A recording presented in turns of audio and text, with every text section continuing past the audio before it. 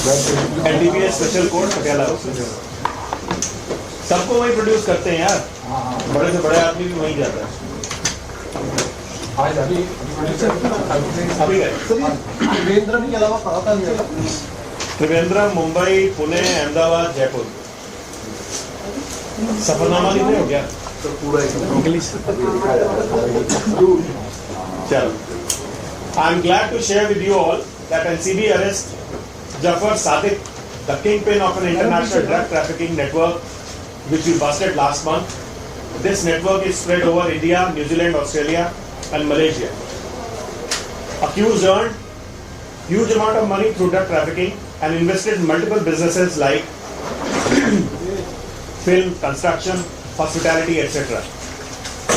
He has been arrested in connection with seizure of 50 kg of pseudoephedrine in Delhi last month. His arrest is a result of excellent inter-agency cooperation between NCB, other agencies, and particularly Delhi Police Special Cell. NCB is cooperating with New Zealand and Australian authority to bust the entire transnational network. Giving you the details on specific intelligence developed, NCB today arrested Jafar Sadiq, the kingpin of drug trafficking network, which we busted last month in the month of February. Jafar was absconding since 15th February. Once we seized the 50 kg drug from the godown of his company named Aventa and arrested 3 of his accomplices. I must mention that pseudoephedrine is used to make methamphetamine, which is high in demand in Australia and New Zealand. NCB had mounted intense efforts to track down Jafar Sadiq after he had gone absconding after the seizure. With great efforts, NCB and Special Cell of Delhi Police, along with the help of other agencies and other units of NCB, we were able to track him and we arrested him in Delhi today. Jafar Sadiq spearheaded a network which sourced pseudoephedrine in India and trafficked it to Australia, New Zealand and Malaysia in the guise of food-grade cargo. It is believed that the drug syndicate operated by him has sent about 45 consignments over the past 3 years to various countries containing approximately 3,500 kgs of pseudoephedrine.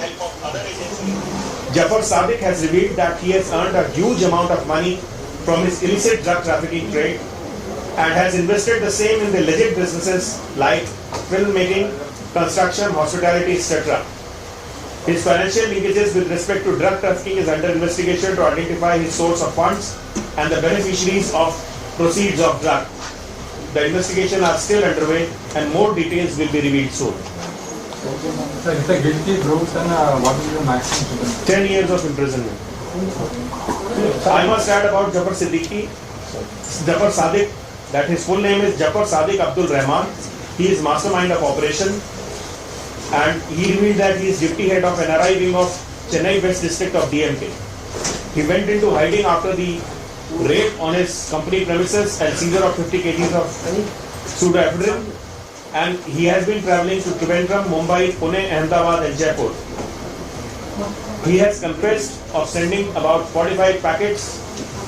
He used to get about 1 lakh rupee per kilogram for pseudoephedrine and more than 3,000 to 3,500 kgs of pseudoephedrine have been sent. He has invested a lot of money in film production and he confessed that latest movie Mangai is fully funded through drug money. He is also invested in drug money in real estate.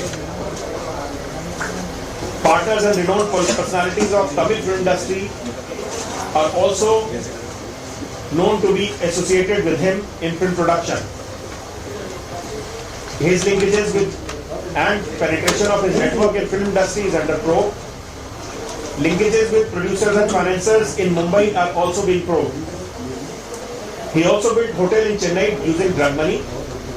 His name cropped up in 2019 in similar case of Mumbai Customs wherein he was sending ketamine to Malaysia. Investigation is on. Thank you. The reason instruction, sir, is there any terrorism?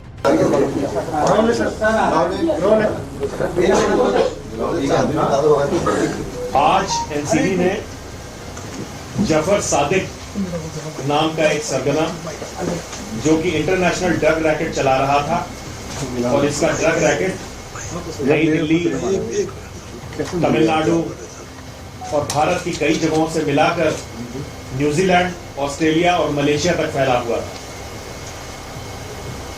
इस accused ने बहुत ज्यादा पैसे कमाए थे drug trafficking के through, और उनको फिल्म, कंस्ट्रक्शन, हॉस्पिटैलिटी आदि व्यवसायों में इन्वेस्ट किया था और इनको कवर बिजनेस के रूप में इस्तेमाल कर रहा था। आपको ज्ञात होगा, पिछले महीने की 15 तारीख को दिल्ली पुलिस के स्पेशल सेल के सहयोग से हम लोगों ने बसई दारापुर जगह के गोदाम पे छापा मार के 50 किलो सूडोएफेड्रिन बरामद करने में सफलता प्राप्त की थी और 3 अभियुक्तों को गिरफ्तार किया।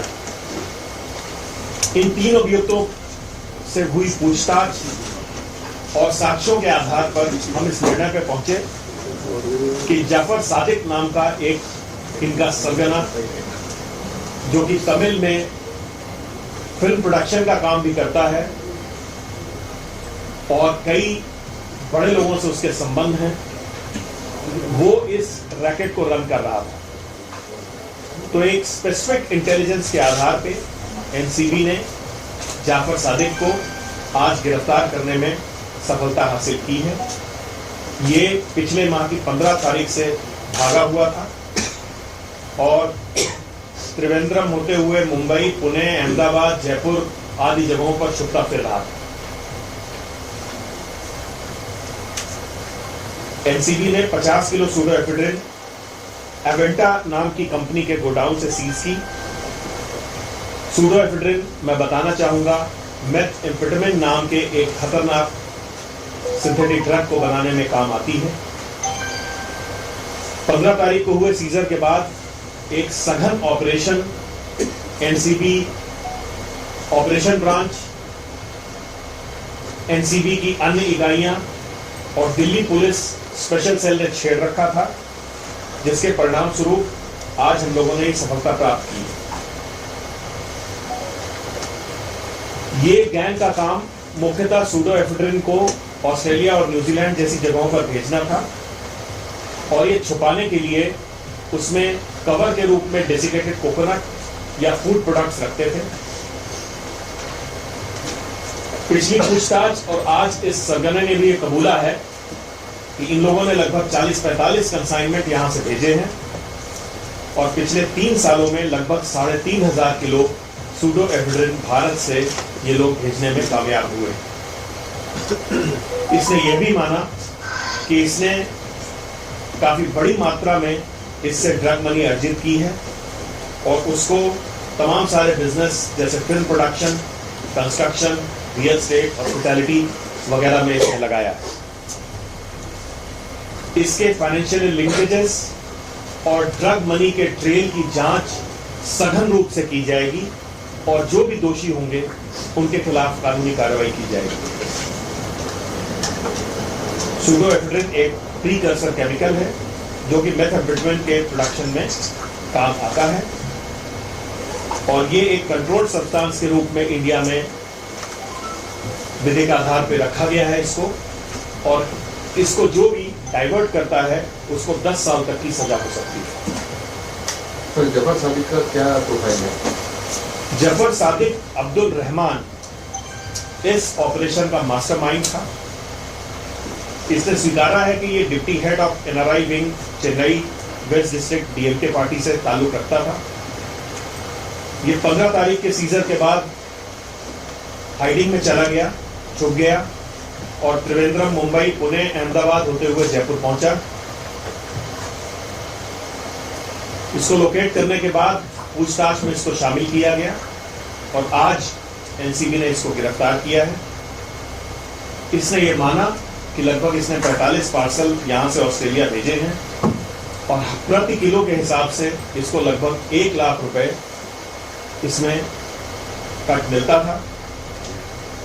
लगभग 3,000 से 3,500 किलो ड्रग ये लोग निर्यात कर चुके हैं और इससे इसको करोड़ों रुपए की आमदनी हुई है, जिसका बड़ा हिस्सा इसने फिल्म प्रोडक्शन में लगाया है।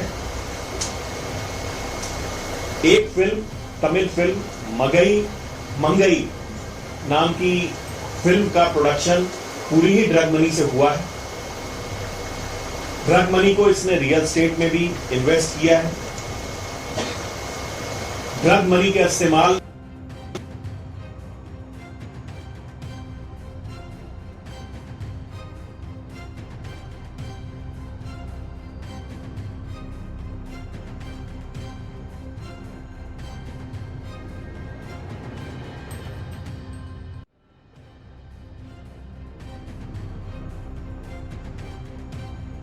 मंग रखती हैं। इसके लिंकेज